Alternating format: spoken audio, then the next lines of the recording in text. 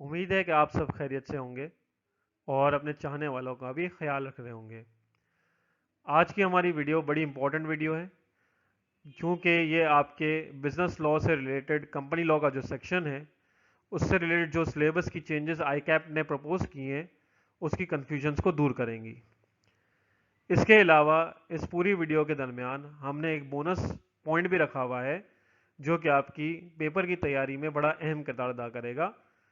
तो चलिए आज की वीडियो शुरू करते हैं। वीडियो को पूरा देखिएगा, ये आपके लिए फ़ायदेमंद साबित होगी।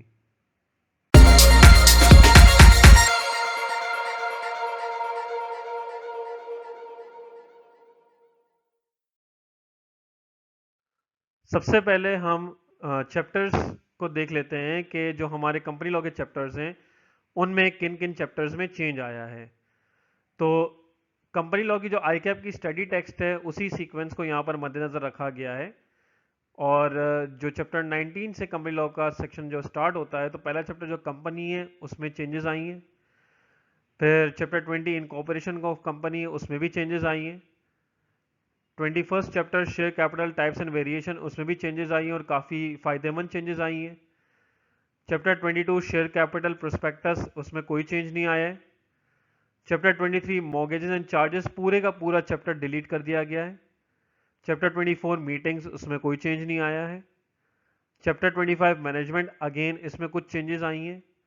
चैप्टर 26 के अंदर कुछ चेंजेस आई हैं और चैप्टर 27 के अंदर ऑडिट का पूरा सेक्शन हटा दिया गया है और कुछ एडिशंस की गई हैं।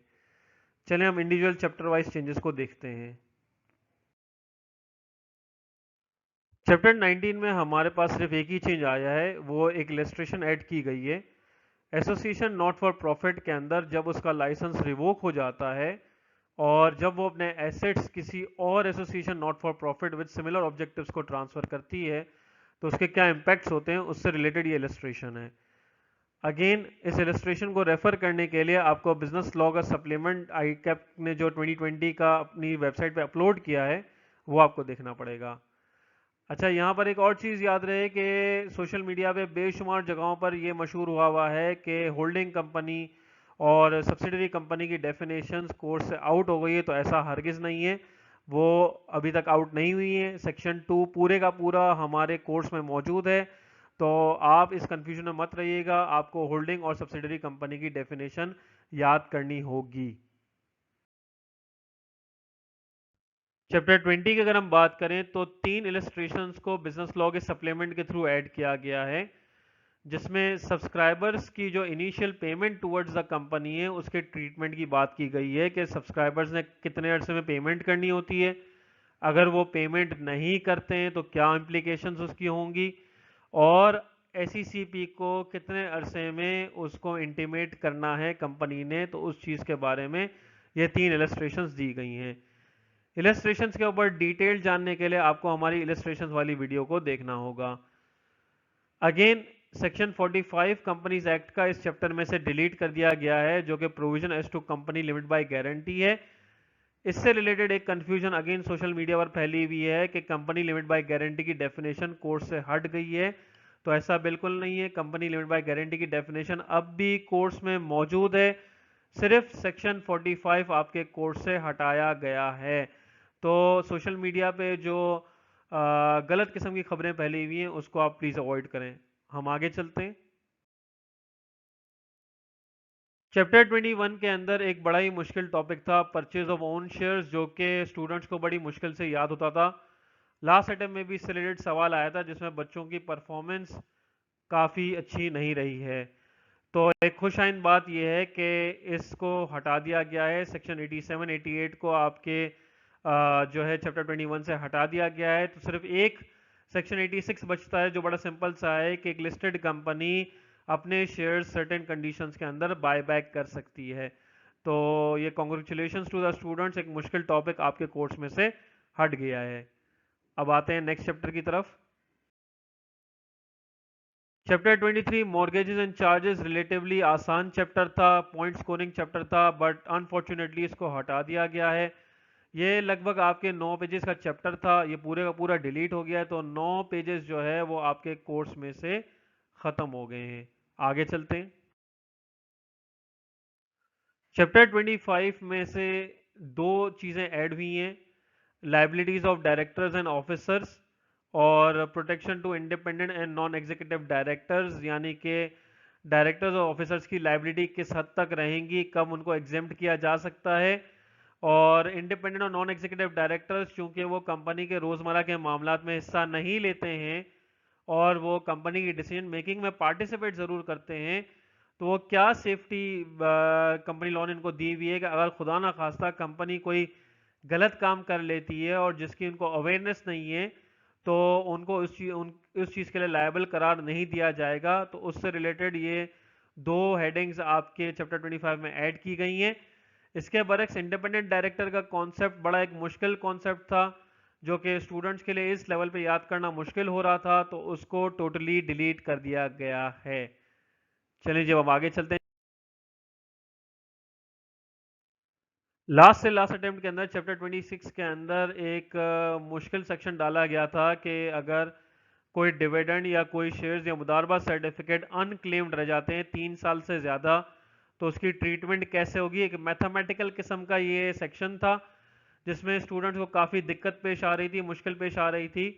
और इससे रिलेटेड एक मैथमेटिक्स का सवाल हमारे पास पेपर में भी आ चुका है जिसमें स्टूडेंट्स की परफॉर्मेंस अच्छी नहीं रही थी। बहरहाल स्टूडेंट्स के लिए ये खुशखबरी है कि ये 1 से 1.5 पेज का जो सेक्शन था ये अब आपके कोर्स से हटा दिया गया है। चलें अब चैप्टर 27 की जानिब जाते हैं। अगेन चैप्टर 27, इसमें क्वार्टरली फाइनेंशियल स्टेटमेंट से रिलेटेड सेक्शन को ऐड कर दिया गया है। बड़ा आसान सेक्शन है कि भाई लिस्टेड कंपनी जो है इसने हर क्वार्टर में फाइनेंशियल स्टेटमेंट्स को पब्लिश करना है, शेयर होल्डर को पहुंचाना है, हाफ ईयरली लेवल पे उसको उसका ऑडिट कराना होगा। तो बड़ा ही ज़बरदस्त किस्म का सेक्शन है, बड़ा आसान है और हम एक्सपेक्ट ये कर रहे हैं कि इस अटेम्प्ट में इसको टेस्ट किया जाना चाहिए। इसके बरक्स ऑडिट से रिलेटेड जो पूरा सेक्शन था वो इस चैप्टर 27 से हटा दिया गया है। ऑल दो स्टूडेंट्स इसमें से केस स्टडी आता था जिसको बड़ा मुश्किल समझते थे, बट मेरे लिहाज से वो बड़ा आसान और पॉइंट स्कोरिंग था। बहरहाल कोई मसला नहीं है, ये ऑडिट से रिलेटेड जो है वो पोर्शन हटा दिया गया है। तो अब हम आते हैं उस बोनस पॉइंट की तरफ जिसका हमने वीडियो के शुरू में वादा किया था। देखें, आपका जो कंपनी लॉ और मर्केंटाइल लॉ, जो बिजनेस लॉ पूरा हम उसको अगर कलेक्टिवली लें तो 50 नंबर आपका मर्केंटाइल लॉ से आता है और 50 नंबर आपका कंपनी लॉ से आता है। अब कंपनी लॉ के अंदर ये जो कमी बेशियां हुई हैं, तो इसमें आपका ये कंपनी लॉ जो कि 115 पेजेस पर मुश्तमिल था, अब वो कट कर जो है वो तकरीबन 90 से 92 पेजेस पर आ गया है।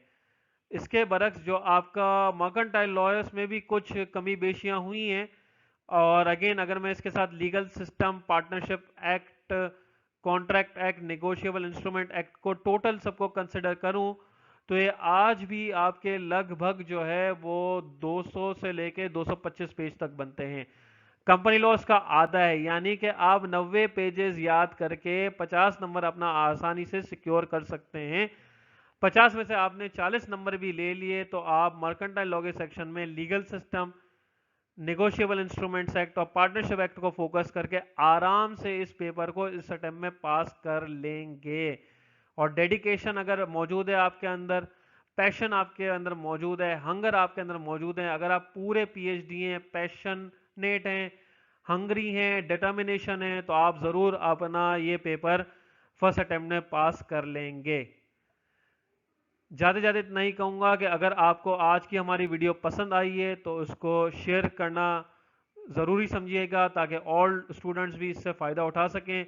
और अगर चैनल को अब तक सब्सक्राइब नहीं किया हुआ है तो उसको सब्सक्राइब कीजिए, वीडियोस को लाइक भी कीजिए, ये हमारी मोटिवेशन बढ़ाता है। और अगर आपके कोई कमेंट्स हैं तो उसको कमेंट सेक्शन में ज़रूर दीजिए, हम आपके फीडबैक को अप्रिशिएट करते हैं। इसी के साथ हम फिर हाजिर होंगे, जब तक के लिए अल्लाह हाफिज़।